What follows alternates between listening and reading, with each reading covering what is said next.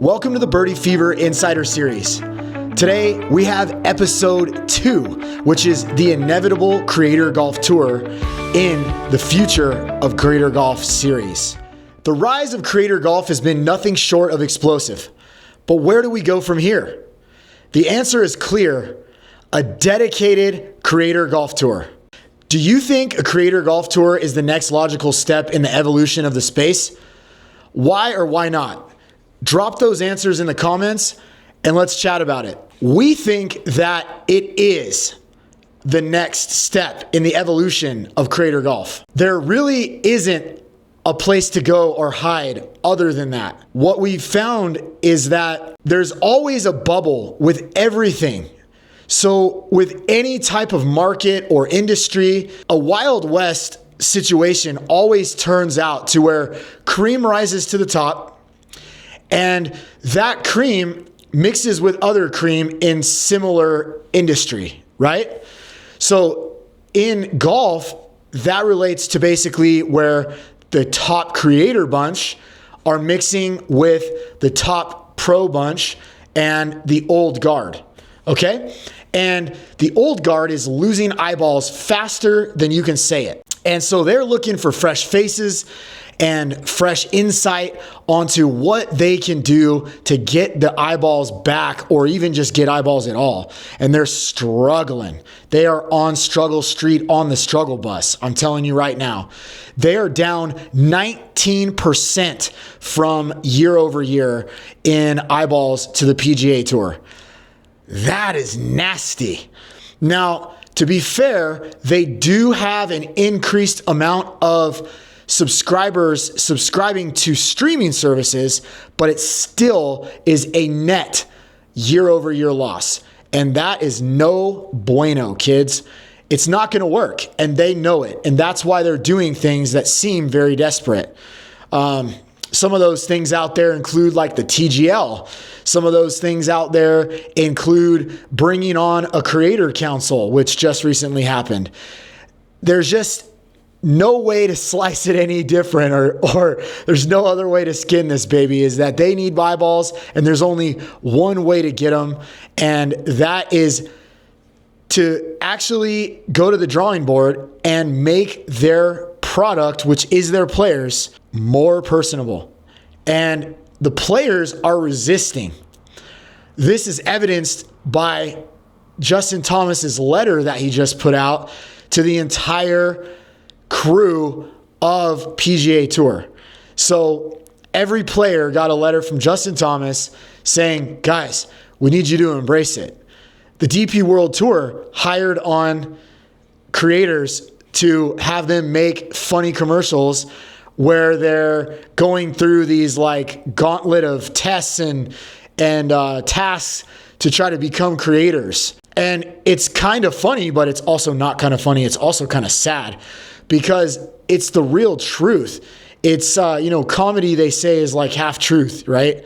And so that in this case, it definitely is a half truth or more than half truth. So they're really actually doing that and going through creator training to try to be more personable on the golf course. But the fact of the matter is that these dudes are really, really good, and they're the best in the world, right? But they did not get to be the best of the world by people heckling them, by there being loud music, by there being loud noises, by them having to think about what they're going to say into a camera without getting canceled or whatever while they're trying to play the hardest game in the world. So we understand it because we're players, but we have adapted and adjusted, and we aren't the best players in the world. We are good players, but we're not the best players in the world. And so to play at that level, I believe it probably does require complete focus. Like, I don't think you can just be like chatting your way down the fairway thinking about something other than what you need to do on your next shot. I don't know. I feel for the guys because they're kind of in that boat, but nonetheless, it's a boat they chose. And the boat they chose is to be the best in the world, and they're doing that. And so I think that they should stay doing what they're doing and being the best in the world. And let the creators take over now. That's going to be a pretty hot take and probably going to get flamed pretty hard for it. But the gist of that is that basically we believe that creators have something marketable and special on their own. And they don't need the PGA Tour or Live Golf or even pros at all. They have their own product, and that own product can stand on its own, and it can attract brands, and it can attract a following, and it can sell tickets. But there's a special way that it has to get done, and that's why we have spent months and months over the last year thinking of all of the ways that it needs to go down to make it the absolute best product that brands would want to put their money on, that people would want to watch live, in person, and across the internet. And we've done that. And we're going to share those with you in episode 5. Episode 5 is going to be the last episode of this Future of Creator Golf series, but we are going to keep diving in with episode 2 right now. Yes, creators do have a product. We think that it's good enough to stand alone. And so with that, we just need the creators to realize that and start approaching things like that without trying to chase this, like, oh, I want to get to these pro guys. And it's so cool. I mean, you know, to tee it up with Rory McIlroy or Tiger Woods or Bryson DeChambeau or any of those guys, it would be an absolute dream. Don't get me wrong. I'm not saying that that's not what we want to do, but we have a marketable product. And if we focus and band together, we can get the most eyeballs. And I believe more than the PGA Tour, more than Live, and more than the top creators combined. This is a wild claim. It is a hot take. I understand. But I really, really, truly believe it in my heart of hearts that the collective space that is under the 12 to 15 accounts that have access to the PGA Tour and Live, if you put all of those accounts from, say, people as small as us, 2,000, 3,000 followers, all the way up to where they have more followers than anyone on the PGA Tour, except for Tiger Woods. You put all those together and you put them in a place at the same time. And I think you get more eyeballs than the PGA Tour or even a major. So PGA Tour gets 1.7 million viewers on average on an average tour stop when everyone's playing. So like when people withdraw or, it's not one of the premier events, like it's in the, fall season or whatever, you might not be getting that many eyeballs. But a regular season tour event that has most of the players playing, excluding the people who left to Live, but the top guys are playing. You got Scotty there, you got Xander there, you got Rory there, you got Colin, you got all the guys, right? So they're all playing. You get 1.7 million viewers. In a major, when you have all the great Live guys playing, you have all of the PGA Tour guys playing, and then you have the extras that have made it in from various ways and exemptions, you get about 4 to 4.2 million views. So those 4 times a year or whatever it is, they get 4 times a year plus the 5th major, and then you have the Ryder Cup every couple of years. So, all of those things, let's say, right? You get about 4 million on those babies, okay? Now, just humor me for a moment. You have creators out there, and I'm not going to name any names right now just because I don't think that that's the right thing to do. And I just kind of don't want to go all into it, to be honest. But there are people who have literally half of the amount of followers the PGA Tour does in one creator. So imagine taking, 50, 100, 150 of those creators, putting them onto a tour or league or series or whatever you want to call it, right? We're going to call it tour just for giggles here on this series. But let's say you put all these people on a tour and you even had like 50 of them, let alone like if you were to go for the ideas that we're going to be proposing soon in this episode. 50 of those people are going to outdo the PGA Tour so easily. Like, I'm telling you, like, not even trying. If those people promote that for like 1 week before it happens, you are going to see instant eyeballs, okay? And so we have 16 pillars. We're going to be explaining those 16 pillars in episode 5. But we're going to be going over those pillars all throughout the series before we get there. So in this episode, I'm sure we're going to be talking about pillars. We've already talked about one at least. So we're just not going to kind of clue you into what they are until we get to the end. That way we can try to get as many eyeballs on this series as we can. Guys, we're not going to sugarcoat it. We're not going to lie to you.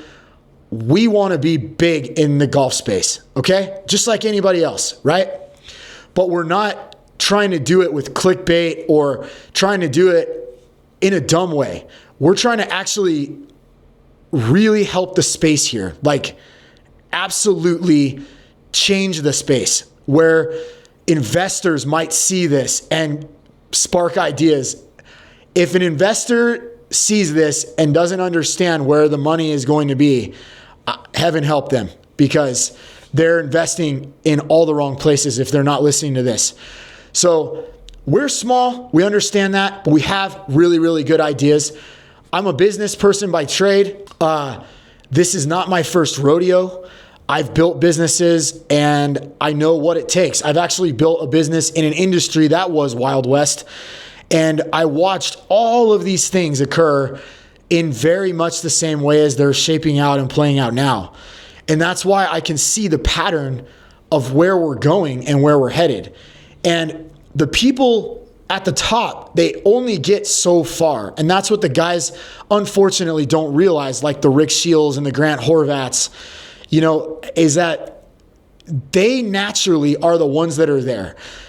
Selling shoes, selling clothes, somebody has to be the most expensive, right?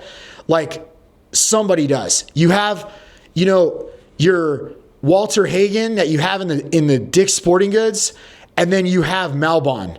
You have premium quality gear in other brands that are selling sweatshirts for $195. Somebody's got to be the most expensive, and guess what? That's Grant Horvat. That is Brian Bros. It's, Busted Jack is trying to be one of those. The Rick Shields, the Peter Finches, all of those people, they're old in the space. They're very, very seasoned players in the space. They want and deserve, rather, like I'll come out and say it, they deserve to be where they're at. They grinded for so long and they built the space. But that doesn't mean that people can't take them down just because they're big. And what they're doing right now by joining into the PGA and scabbing there and going to live and scabbing there is really putting off a lot of people. And guys, I don't want to make you think that I'm a complete know-it-all. I just have done a lot of research in this particular field, and I've seen the pattern play out in another industry where it's not an industry that's regulated or anything, and there's Wild West environment where you can basically do anything. And that's what's happening right now, is that there's a lot of things that you can do in that do anything type of environment, and you can take down these big players. The PGA has been gatekeeping since ever. And so their gatekeeping is coming to an end, and it started with Live. So Live actually paved the way for all of this to even occur.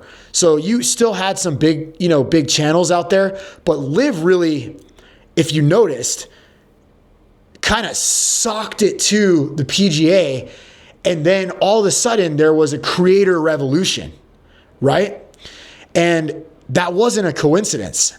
You could say that it was just the timing, but I think that it really did propel it by giving it a big sock to the mouth. And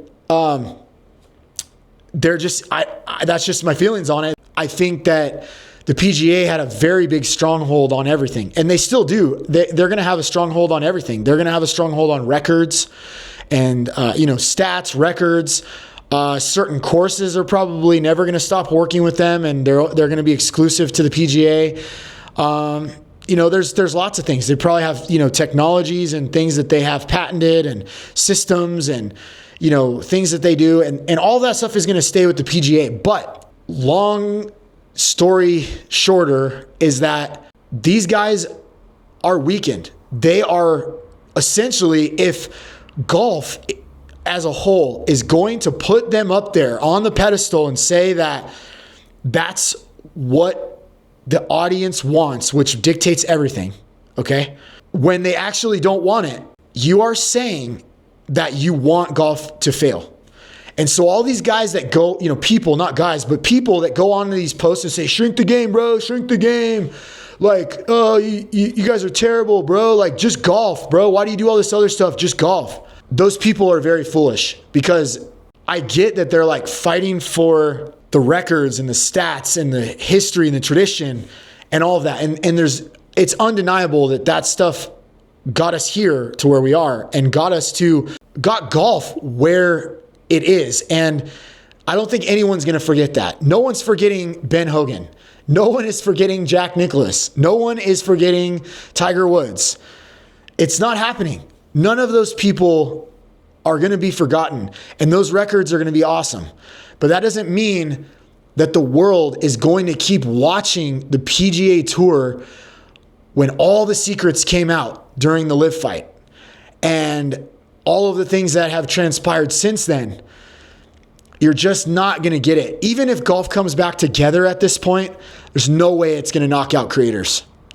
And that is a large reason why I'm sitting right here with this microphone in front of this camera, because I was running a successful business. I didn't necessarily need to jump in here, but fortunately and unfortunately at the same time, I became addicted to golf, and I just didn't know what to do. And so I tried to figure out any which way that I could do it. And I come from a tech background, so I thought, well, let's explore the tech side of things of golf and see, what we could do. And there's, all these various things out there that you can do. You can franchise a simulator studio, or you can, I don't know. There's lots of things out there though that you can do. You could start a company like so many thousands of people have done. Like, let's go make a golf glove. Let's go, make shoes, or let's do whatever. And so I just didn't feel like any of that was for me. Like, clothing and stuff is not really my bag per se. And so like, I'm not a clothing designer. I don't really even wear anything fancy or even own anything fancy. I'm kind of like a guy that is totally cool wearing like just straight black t-shirts and jeans, like, so that's not me. And so I always knew that even after I started Birdie Fever, that I would be partnering with somebody or even pushing another brand, like where it comes to clothing. And I wanted to get like a nice brand and work with them and continue to build them. And hopefully one day, we could be making some deals like Grant Horvat or something, That's kind of the aspiration, but I never wanted to design anything. And so I couldn't really find anything to actually do to sustain an income from golf. And so I just said, well, we're going to start Birdie Fever. We're going to be pushing out a lot of cash and hemorrhaging money. And we have to, find a way within a, certain decent amount of time to be able to, stop the bleeding and make it profitable, or at least keep it paying for itself. So it's a really nice small business. Right. And, I was just racking my brain trying to figure it out, and I just couldn't find anything that we wanted to do. So we just kind of forgot about it and just kept saying like, okay, let's just build Birdie Fever and let's see what happens. So that's kind of the path that we were on until one day I woke up with an epiphany about something that I could potentially get behind and help create. And that thing is the inevitable Creator Golf Tour.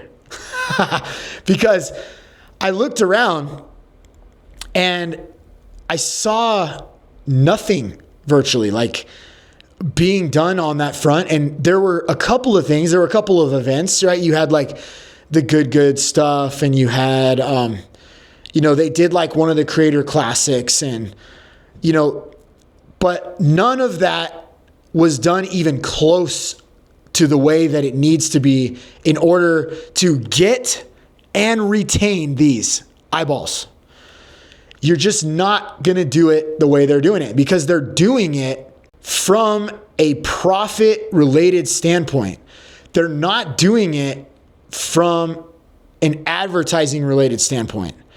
And even though they got close with the Creator Classic, that was, I would say, a step in the right direction. They left out many things to be desired. And I am a pattern seer. That is what I do best. If I had to put one thing down on a piece of paper that said, what do you do best? It's seeing patterns in everything. People, markets, everything. And I am seeing a pattern within people. And I'm seeing a pattern in comments everywhere across the internet saying that, oh, well, it was okay, but I didn't like this, and this. And then it was the same complaints over and over and over. And it seems like these people just aren't learning. So this year, they propose to do more of those events. They propose to do, I think 3 of them they have scheduled for the Creator Classics, or 2 new ones and the Creator Classic. And they haven't announced really too many details about them, but essentially they said more creators this time. So we'll see how many more creators that they put into it, what type of format they throw into it. But in any case, the first one was better, and it looked like they actually did maybe try to learn something, but it was still a snooze fest for many reasons. And you, after this episode 5, will know all of the reasons why it's a snooze fest, and why, until somebody puts these 16 pillars into a production, it's not going to work. It's going to fail. And you're watching it right now in the TGL. You're watching it right now. I would anticipate that this week, because Tiger's back again, they will probably beat the ratings of the week before, but probably not. I don't know. It's a hard toss-up to say. But anyway, the TGL has lost ratings in its third episode, or third, meetup, or whatever they want to call it. Third meet in the series. And that was exactly expected. I predicted that as soon as I saw the schedule. And I saw that it was like first week, you knew it was going to be crazy blown up. Although they had problems fielding people to fill the seats. The second week, you had Tiger and Rory, so you knew that one was going to be at least as good or better than the first week. But then you look at the schedule of the third week, and you're like, yeah, it's going to tank. It's going to be lower than the first 2. And that's exactly what it did. Now, in fairness, they had a lot of viewers compared to a PGA Tour event that doesn't have A players. So kudos to them for that. They got people to watch, but again, it's on a Tuesday night. So virtually, you know that this thing has 0 chance in prime time. It's at best the sideshow that it is. It was great that they put it on a Tuesday. And, best of luck to them. I just don't think it's going to go anywhere. They're paying people to fill the seats.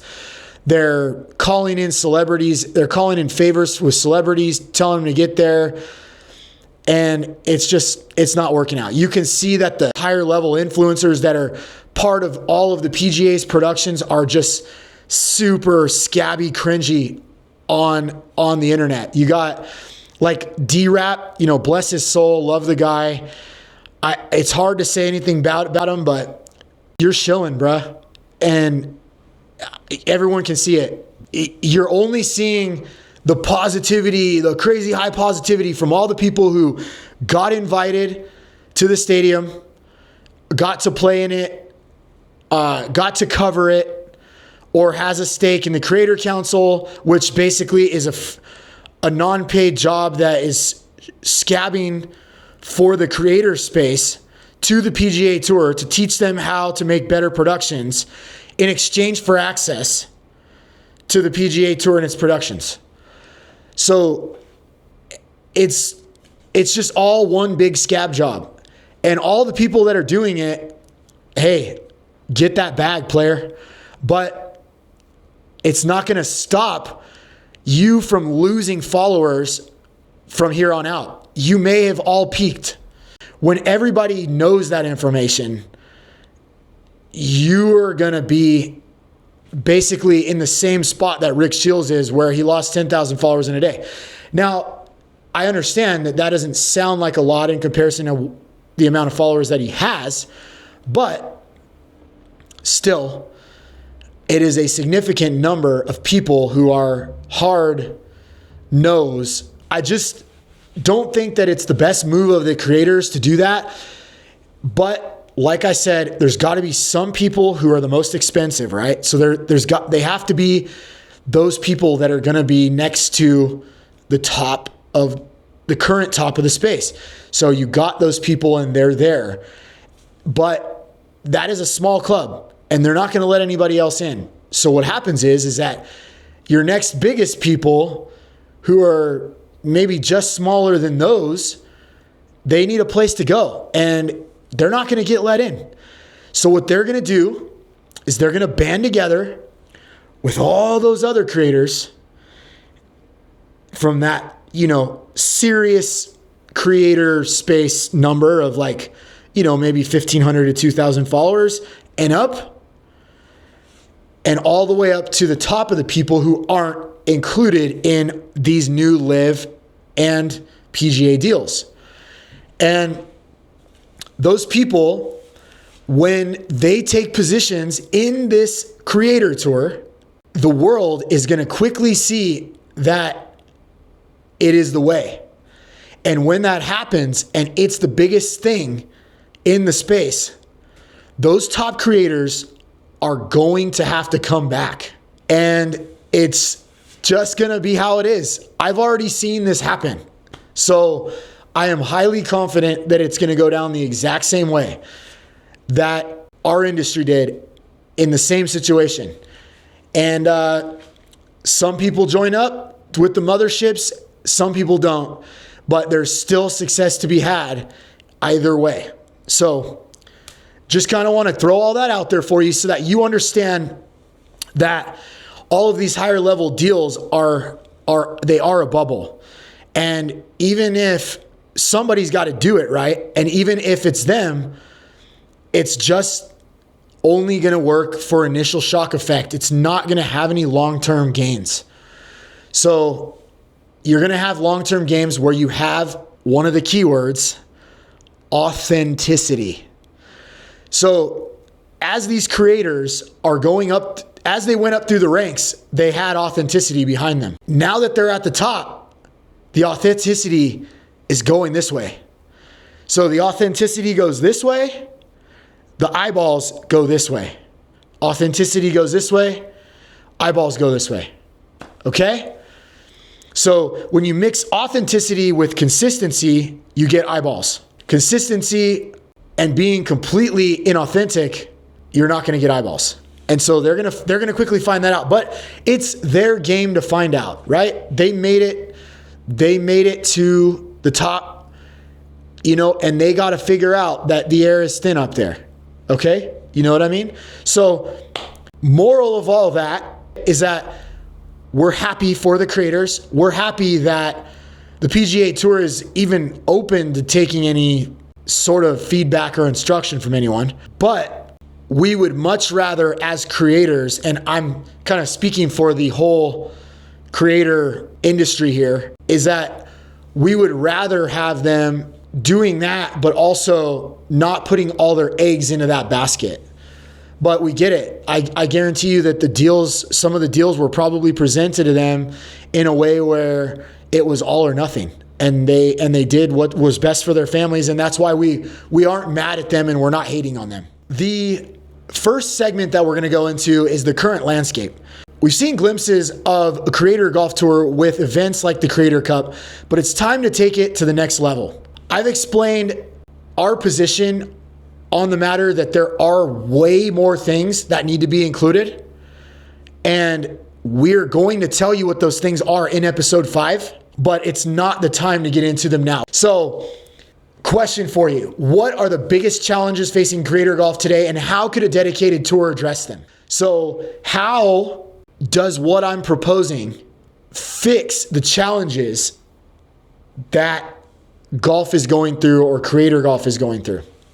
But I think it's actually golf as a whole, not just the creator space.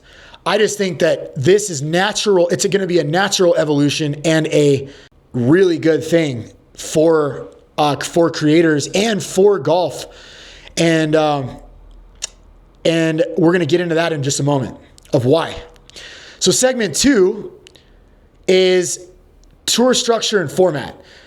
A successful creator golf tour needs a clear structure and format that caters to both players and viewers.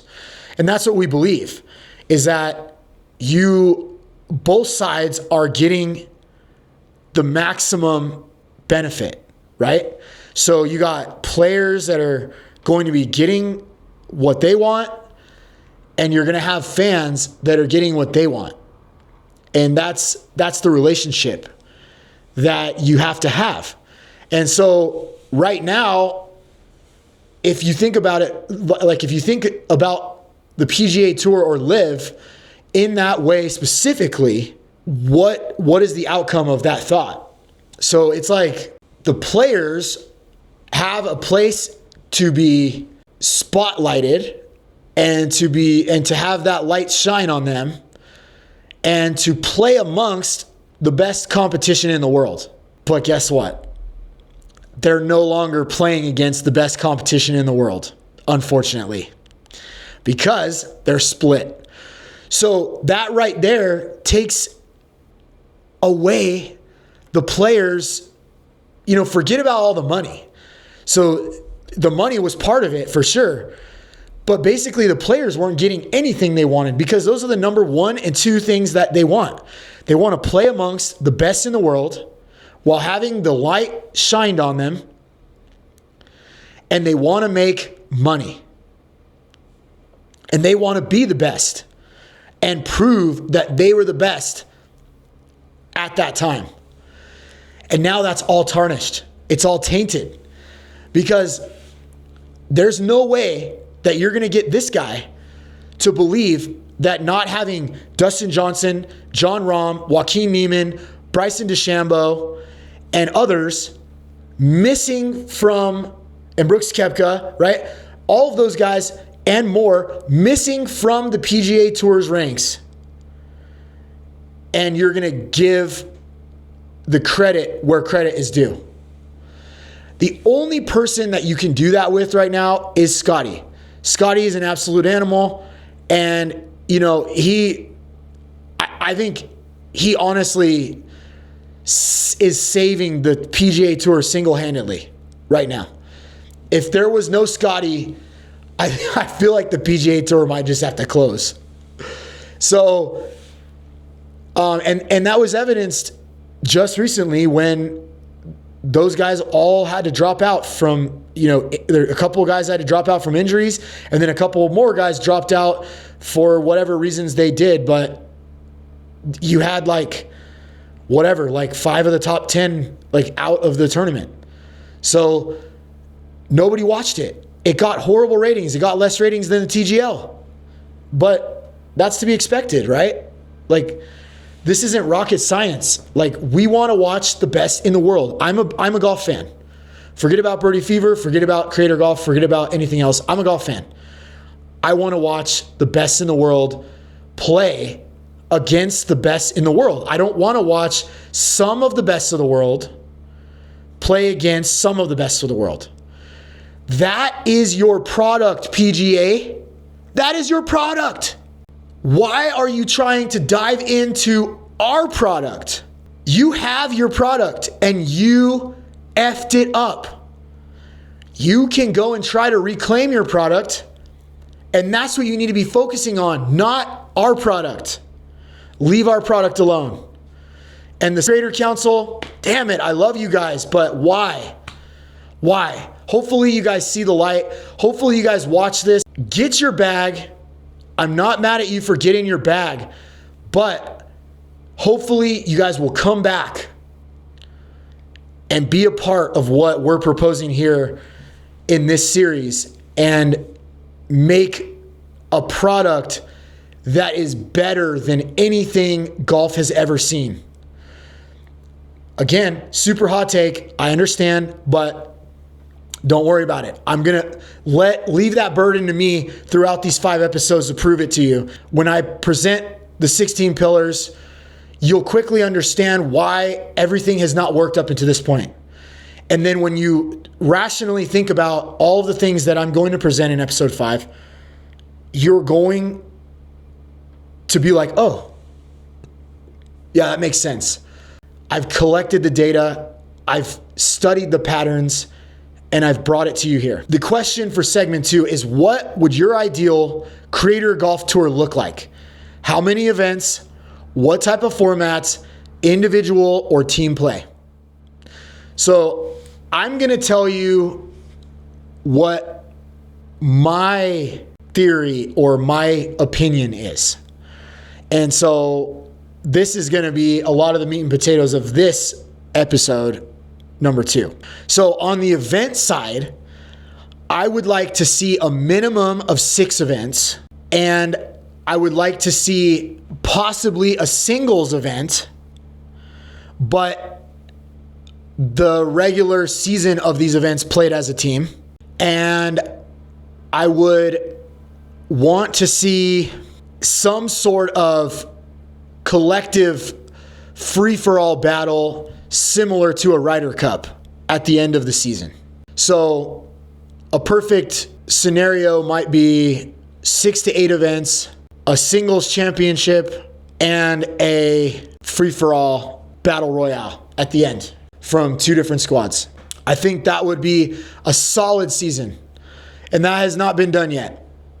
Nope. Not been done yet. We're up to 3 Creator Classics, but there's so much other stuff wrong with that it doesn't even fall into the category of what we're talking about here. So types of formats, I think the best format would be a team of 3 or 4 with a mandatory female player. I said it. Oh my gosh, a mandatory female player, because that is one of the only ways that this works. Only way. You do not have female representation. And I'm not even about all that. I'm not even about all that. In this case, I do believe that it's warranted. Like, there you go. Hot take. Another hot take. It's gotta be a team. The main part of the season needs to be team. It's gotta be at least 6 events.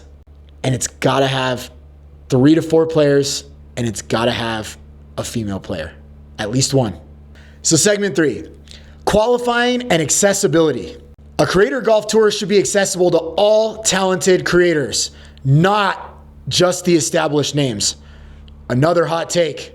So for the segment 3 question, you have brands that want to sponsor people and brands that want people to represent them and their products, and some of the creators are out there are chasing those brand deals at all costs, even if it's cheating that gets them there. And so that's why when we talk about qualifying and accessibility, we would not want to have a system that isn't merit based and have multiple criteria that sets you there. So we wouldn't just say like, okay, it's all followers and we're just going to go down the list from 4.5 million where Tiger is, and we're going to start making phone calls until we get down to however many people we need to fill the tour. No, that's not how it would work. So firstly, this is going to be a real hot take. You ready? You buckled up? No pros. No pros. No more pros in these creator events. Why? Go be a pro. Go be the best in the world. Go advocate for the PGA and LIV to come back together. That is what you need to do. You need to do that because that's what you signed up for. Or you can reinitiate your amateur status. But if you're a professional, you need to be with your team. Go be with your team. Do not try to come into the creator space. You're welcome to do it, but I'm telling you, when this thing that we're talking about here comes along, no more. You're not going to be let in. And that's not a gate. That's not really a gate. That is it is a gate, okay? So I don't want to be like totally hypocritical here, but it is a gate, but it's a gate that makes sense. The gate that the 12 to 15 top creator accounts have on doing collabs with them and whatever, that is not a legitimate gate. That gate is completely superficial and ridiculous. This gate is a merit-based gate, and you chose your path and you go down that path. We're still going to be homies. We're still going to chill. You could still come to the events. You can make appearances. You can do whatever, but you can't play. That's it. You can even announce. Maybe we'll have pro announcers. That might be, however it goes down, you just can't play. That's it. This is a creator tour. It's not a professional creator tour or a creator professional tour classic. Whatever you want to call it.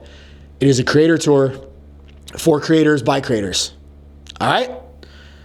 So there will be criteria, put it that way. And I will explain that more in a future episode as well, about the exact criteria that I think, in my opinion, works best. And that is definitely, some of this stuff in here is not like where I have it ready to be the tour.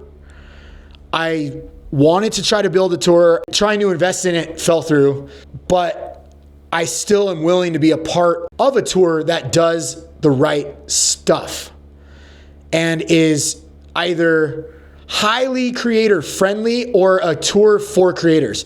I would much rather a tour for creators because I feel like a tour for creators just works better because people are used to being on camera. They're used to being around everything, and it's just a different environment, like a different scenario.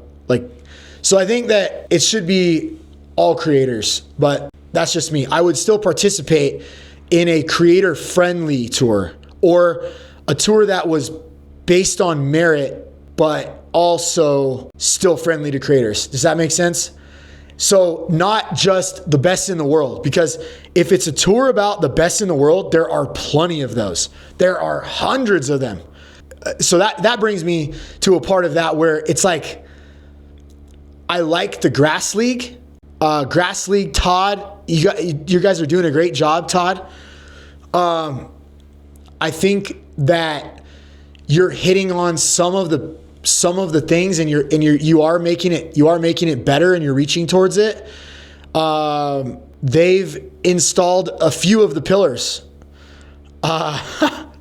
like in the last couple of weeks. So they're learning. There's other people learning too. I don't know if anybody has all 16 of them, but they are installing these, and a lot of these places are installing them. So the PGA Tour is trying to do it, LIV's trying to do it, Grass League's trying to do it. I think we're on to something here, right? So I would say that that's all, without going into all the criteria, it needs to be merit-based, but merit-based across a few different things. And those few different things are going to weed it down to where you're probably only going to have maybe 250 creators that are even eligible. And then from there, it would be like, who's willing to do the deal? And then maybe if you still had too many, you could make them fight for it by having them play for it. So, that's it. That's all you got to do. And it would be the most, like, that right there in itself would be way, way more exciting than anything going on currently, right? Like, I mean, wouldn't you want to watch that? If you knew all that, you know, that a tour was able to advertise in a way to show you, you know, how everything worked. And then you see all these familiar faces that you know from all the social medias, and you see them battling it out to make it onto this just mega series or tour or league, whatever you want to call it. I think that right there is a winner without going into the other 15 of the pillars, but that's just me. Okay. So let's go ahead and move on. So segment 4, prize money and sponsorships. To attract top talent and create a sustainable tour, prize money and sponsorships are crucial. Prize money and sponsorships are crucial. You got to say it for the people in the back, because guess what, guys? The shiznit doesn't work without it. You need to have prize money. Prize money. This is one place where people have failed in the past. And I don't mean pay you back money. I don't mean pay you back money. That's what happened last time. The creators got $800. Matt, Mr. Short Game, told us all on his podcast. Amazing podcast, by the way. A lot of the ideas that I have are culminations of basically watching Matt, Mr. Short Game, watching Nate Edwardson, watching and listening to what Grant Horvat, Peter Finch, Rick Shields are saying, and then watching all the response and just making data out of that. That's a lot of where this comes from and why I think that we have the best idea for a creator tour. So we mean real prize money. We're talking about not $800, right? We're talking about, I would say, possibly, and this is kind of something I've been mulling over recently after I wrote all this series, is that I feel like the creators need to get paid. So some which way, and I don't know how that works, right? I'm not the actuary, okay? I'm just a visionary. So in the visionary sense, in the broader sense, right, the creators need to get paid. I don't know how. I don't know if there would be like a hierarchy pay based on the criteria. I don't know if it would be based on, say, like captains, or based on, you know, who's got the most following or what. I don't know how that goes down. And that would definitely be one of these other things that, again, like, I would want some smart minds around me. In a perfect world, if I had the money to bring this to life right now, number one, I'd do it in a freaking heartbeat. But number two, I would want the top creators who aren't scabs and the smart people in the room that know how to run tournaments, that know how to run them in an economical sense, and as well as the smooth production sense. We would want those people around. So, and that's what you would do. That's what visionaries do, CEOs do, is you find people who are good at those things and you put them in the same room and you tell them problems that you want to fix, and they go, oh, that's easy. That is what you would do. if you were going to do something like this.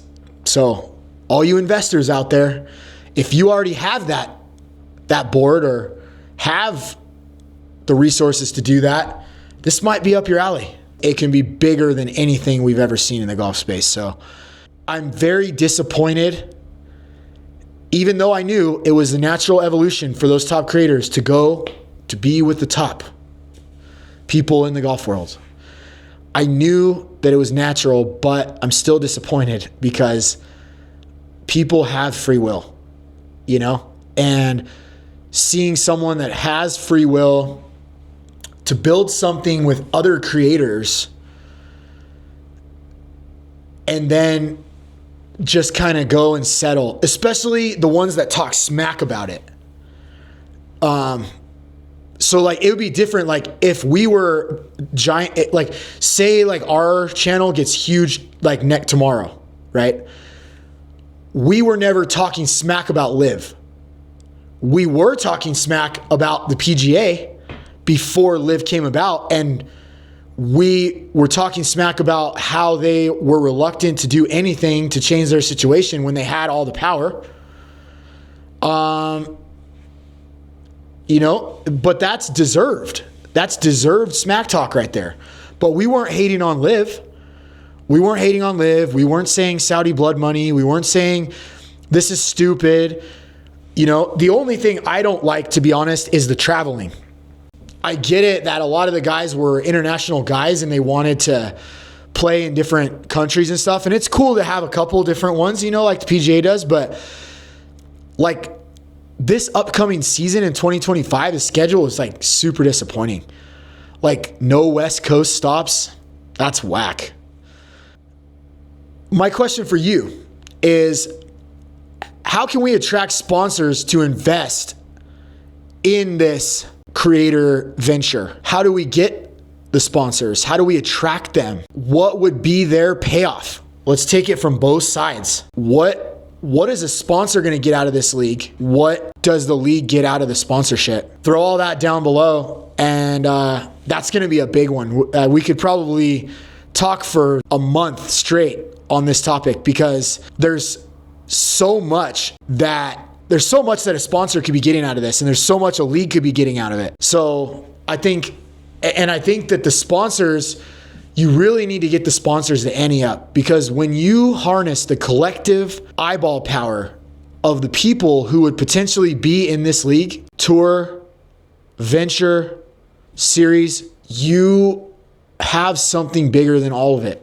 And I don't understand why others don't understand that. I guess people don't see it as the same, but the people who watch creator golf are not necessarily the same people who watch the PGA Tour, like ever. Like they might not have ever watched the PGA Tour, and they might not ever plan on watching the PGA Tour, but they watch creator golf because it's something different and it's genuine, which you might hear that word. It's authentic. You might hear that word in a future episode. So stay tuned for that. How do we get sponsors, and what are they going to get out of it? What types of prize purses would incentivize creators to participate? So that is another monster. I want to hear the answers to those questions right down in the comments. I want to see those.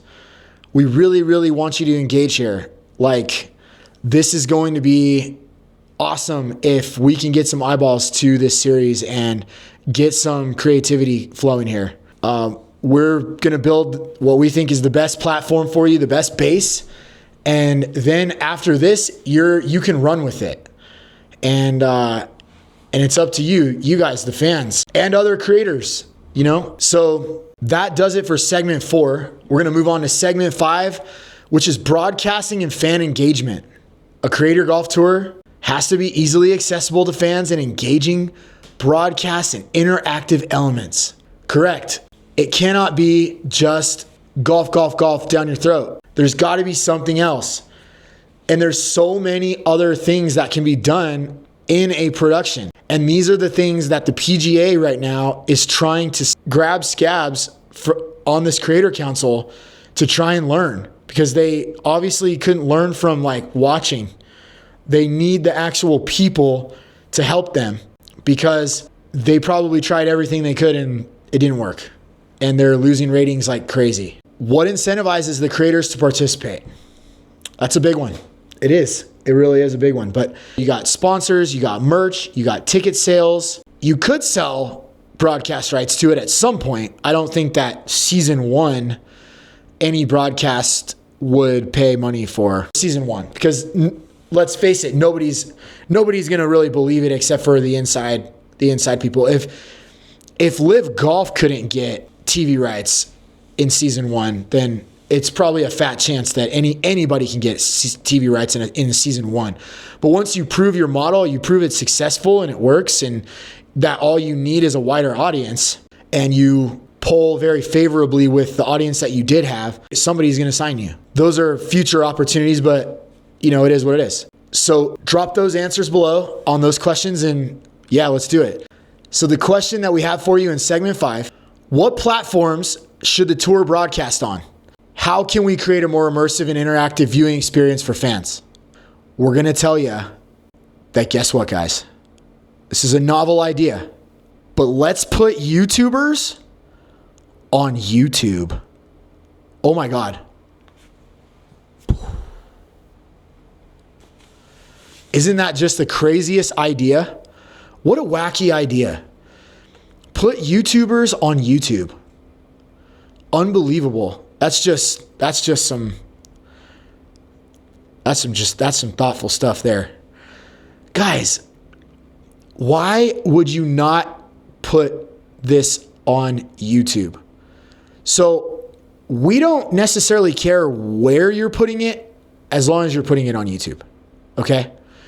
It's got to go to YouTube. You can put it anywhere else you want. It's got to go to YouTube. If you don't do that, you're not going to get people to watch. You're not going to get people to sign up for Peacock. You're not going to get people to sign up for Golf Now. You're not going to get people to do anything. We are not in that type of economy anymore. And the faster that everybody realizes it, the better off it is.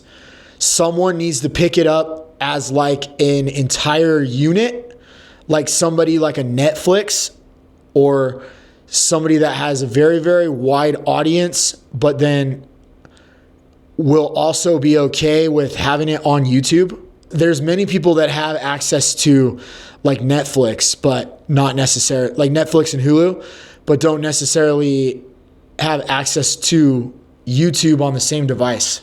That's something to think about. Whoever decides to broadcast that, they don't have to pay a crazy handsome royalty. The people of the tour need to understand that that shouldn't be the major revenue source. The major revenue source should be from brands.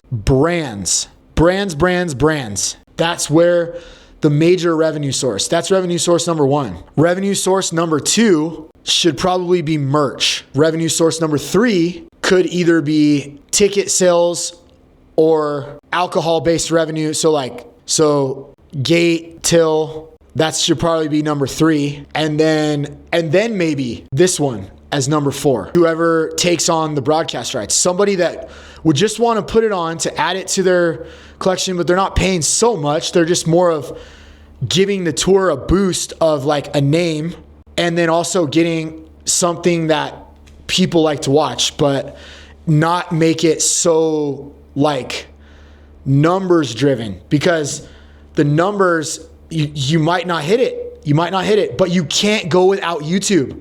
You can't. I can't even believe I'm saying that, but it's like a hot take. It has to be on YouTube, guys. It has to. You can't take where the product was made and born and then disgrace it or shun it. What platforms should it be broadcast on? How can we create a more immersive and interactive viewing experience for fans? Throw those comments and questions about that into the chat. Let's talk about it. Can't wait. I cannot wait for these videos to be released and just to talk with people about this, and what a relief off my back it's going to be when they're done.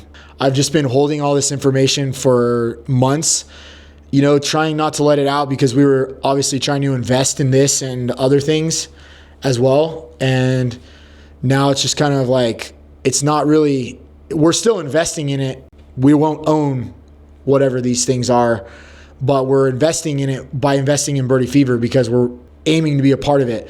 That's why our bio on all of our platforms, on Instagram, YouTube, and TikTok, they all say Road to the Creator Tour. This is the mission. It's been the mission. We've had our bio like that for months and months and months, and it doesn't even exist. That's what's funny about it. And no one has even asked us about it.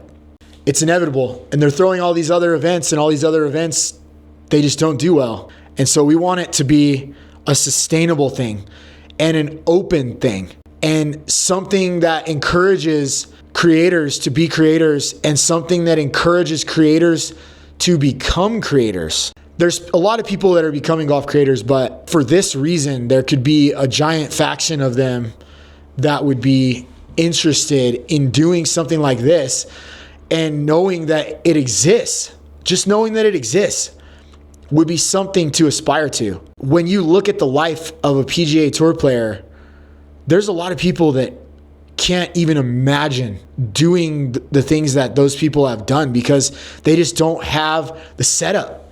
They just simply don't have the setup. Like, I never had that setup. There's no way I could do what those guys do. It doesn't matter how good I am.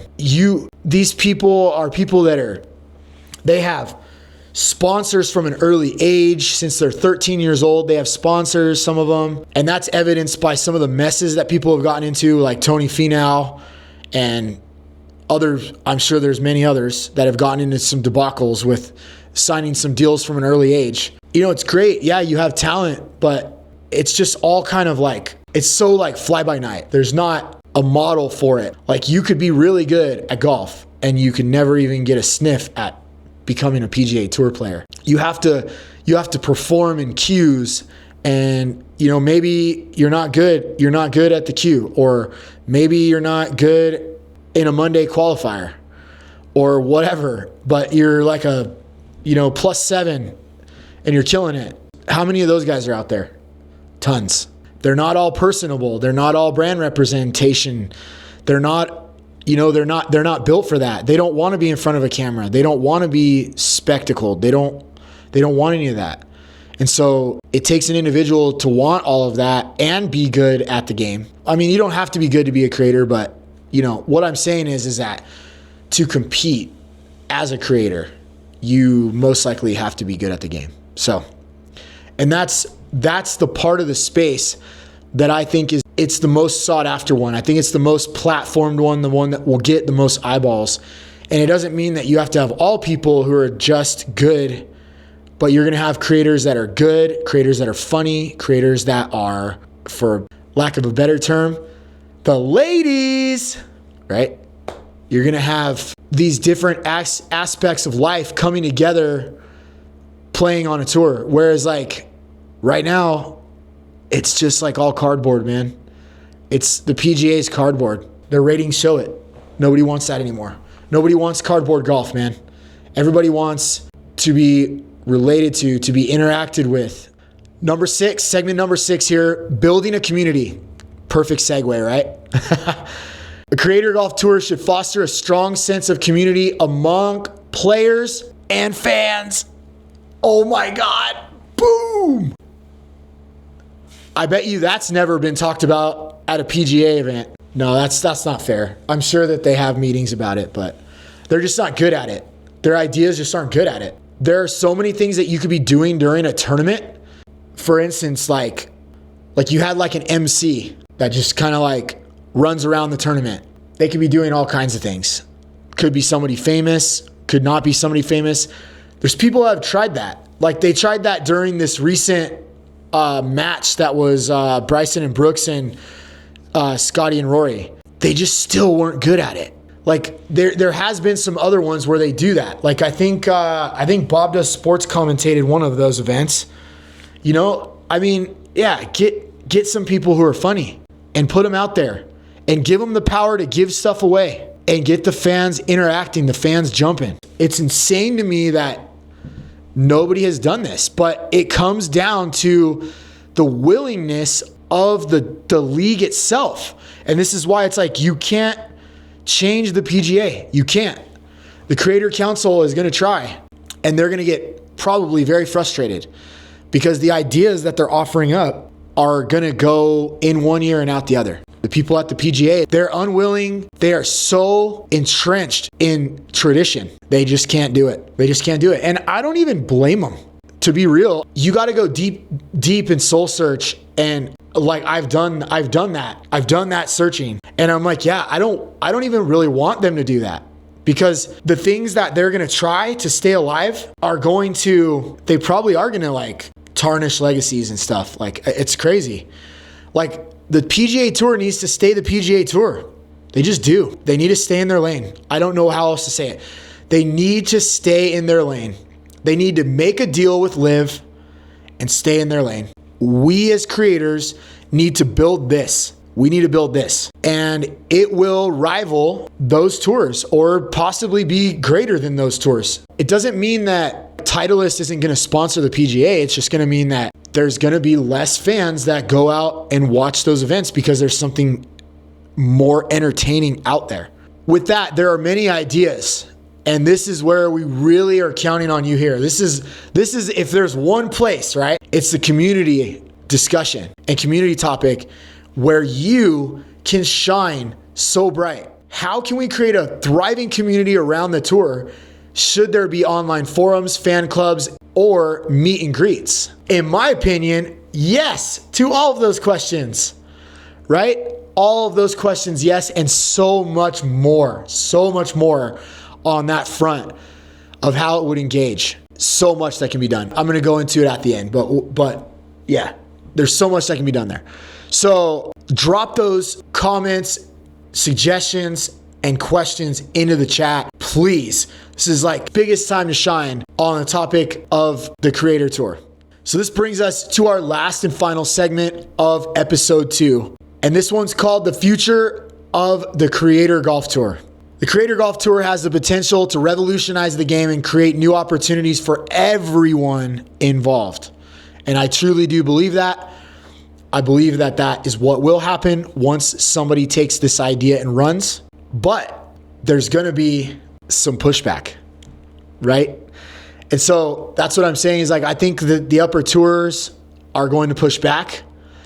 They're going to try and be the greatest gatekeepers of all times that they have been for a very long time. And they might band back together if something like this were to come about and be successful. I would imagine that would 100% get them to strike a deal between competing tours and bringing them together, because that would be the only chance they ever had to rival this. So I feel like it's going to get some massive pushback and even probably have legal problems, but they'll get worked through, because it's not unoriginal or whatever. It's not even gonna be close. Like, once you guys hear all the pillars, you'll understand. We're gonna go over it all then too. So it's like you'll hear and understand like why it's just so different. It's so much of a different product. And that's why the PGA needs to stay in their lane, is because there are examples out there of things that have been successful by being very opposite like. Okay? Very opposite like. And this is where it's really going to get crazy. And hopefully you guys have all just kept watching this. The opposite effect has worked many, many times and been successful, especially when you are purposefully building something for the purpose of entertainment. Whereas golf was built, I don't know that golf the game was definitely not built for entertainment. It's almost the most anti-entertaining game there is, because it's played on such a large playing field. It's individual snooze fest, right? A snooze fest walkathon. It's like people aren't down for that. Like, there are tons of people who are lazy couch potato people who watch sports that do not want to go and walk around for 7 or 8 hours all around a golf course being herded through, turnstiles and ropes. They don't want that. They don't want that. And you will hear some more about that when we go over the pillars. It's a common theme. We know, but we have to dangle the carrot for you. Otherwise, number one, you won't understand. And number two, we don't want to blow it all out in one episode because there's way too much to engage with here and talk about to even blow it up in one episode. That one episode is going to cause, hopefully, a commotion and get people really chattering. And hopefully we can bring on some guests to it by making these episodes where maybe I can get the attention of Matt from Mr. Short Game, or maybe I can get the attention of Nate Edwardson, and maybe one or both of those people would want to come on and talk about this last episode with us. So let's hope for that. And you can help by engaging with this post, answering all these questions and all that stuff. So the last and final question we have on this episode is, what are your predictions for the future of the Creator Golf Tour, and how will it impact the golf industry as a whole? And so I think I've kind of answered that throughout this, but I'll summarize it real quickly, is that my predictions are it's going to be bigger than the PGA Tour and LIV. I still believe it. It just wouldn't make sense for it not to, just because it's way more entertaining. It's still good golf, but entertaining. It's not the best golf in the world, but it's still way more entertaining because of other ideas that will go along with it. And just that the people that are involved are all people who are ready to socialize. They're ready to be your hero. They would love nothing more than to be your hero, versus these other guys are like, get away from me. And I'm not saying like everyone's like that, but these guys are trying to be the best in the world at the hardest game ever made. And so you got to understand where that nature comes from of people having to laser focus, and why there's Adderall scandals and other things like that. Because, dude, guess what? It's hard. Hashtag golf is hard. Why do you see it on all the posts? Golf is hard, right? Have you seen our sand trap videos or some of our videos? Golf is impossible. It can never be conquered. You could shoot a 45 and it's still not perfect, right? It's not bowling. It's not a perfect game pitched. You can't do it. You can have the lowest score in the world until someone breaks it, right? You'll never have a wrapped perfection in golf. You just won't. Hopefully we've gotten your wheels turning so far. We're gonna finish this one up, but definitely, how will it impact the industry as a whole? So the whole golf industry. This is where I've explained most of that throughout here again, but again, I'll wrap that one up quickly, is that what we've talked about here, brands, they're going to split revenue. They're going to tell the PGA to F off. If the and I know what the first, I know and you know, the first reaction of the PGA when they have the first big title sponsor that wants to invest in something like this, what do you think is going to happen? They're going to do the only thing that they know how to do, and the only thing that they've been doing successfully for like 100 years is gatekeeping the absolute F out of the game. That's what they're going to do. They're going to go, well, if you sponsor that, you can't be a sponsor here. Watch. Just watch. They're going to force exclusivities. But guess what? Guess what? Just like there's top creators and top professionals, there are creators who are almost as big as those creators. There are plenty of brands out there. Our brand, our new brand that we're going to be selling, Forward Golf. Best fitting process in golf history. Best golf fitting process on the market right now. Forward Golf. FOREWARD Golf. Go look it up if you don't believe me. Best fitting process there is. And guess what? They don't sponsor the PGA Tour. They don't sponsor LIV. Okay? Boom. Big ass company sponsoring it. Okay? What about somebody like Lombardi, Bettinardi? What about somebody like Lab? Think about Lab for a second, because I love Lab. I love Sam Hahn. Sam Hahn, you're my hero, buddy. For real. Like, you did the damn thing. Like, you figured out a way to make something absolutely badass, found a way to monetize it, build something amazing, help people get better at the best game on earth, and be able to be the face of a sick brand and get to play golf all the time. You're my hero. You are an absolute hero. And so let's just say that Lab Golf wanted to own a team in this league, tour, series, endeavor, venture. Say they wanted to own a team, and now 20 to 25 creators are playing on a roster for Lab Golf. What do you think that would do? Oh, weird.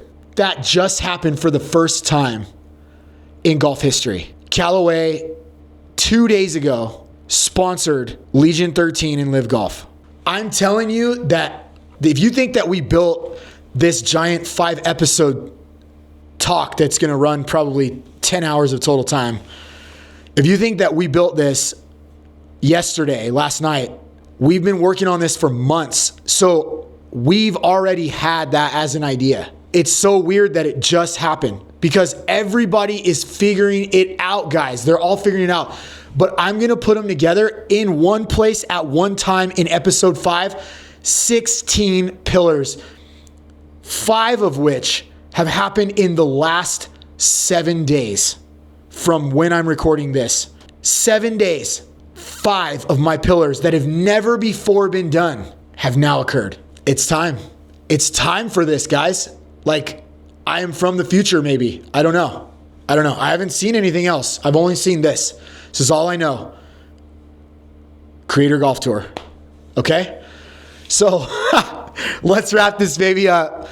Thank you guys for staying on with us, and we really appreciate your feedback. How will it impact the golf industry? It's gonna impact it everywhere. It could quite possibly change what brands are on the PGA Tour. That's how big it is. Because if somebody wants it bad enough, and the PGA Tour doesn't have the eyeballs, but we do, best believe there's going to be some hard decisions made, some long-time partnerships broken possibly. Crazy to think about, but you got to do what you got to do, you know? And I know that the PGA, their only reaction that they have is to gatekeep. They're the master gatekeepers pretty much anywhere, especially, in the sports world, for sure. They're the masters. They try to literally gatekeep an entire game. It's freaking nuts. So that only works for so long, though. And then, once you've lost your grip, you've lost your grip. And Liv gave them that sock punch, man, right to the nose, right to the mouth, and kind of opened up Pandora's box for whatever's coming. And that's where we are right here. The inevitable Creator Golf Tour is coming. Let's work together to make it a reality. Go ahead and share your thoughts about the Creator Golf Tour below, and we will answer every single one. We're ready to engage with this. This is going to be the most awesome. We really appreciate you guys watching this. If you guys stayed on with us this whole time, you are the MVP. Stay tuned for episode 3, par 4, the potential of being a super golf app. Take care.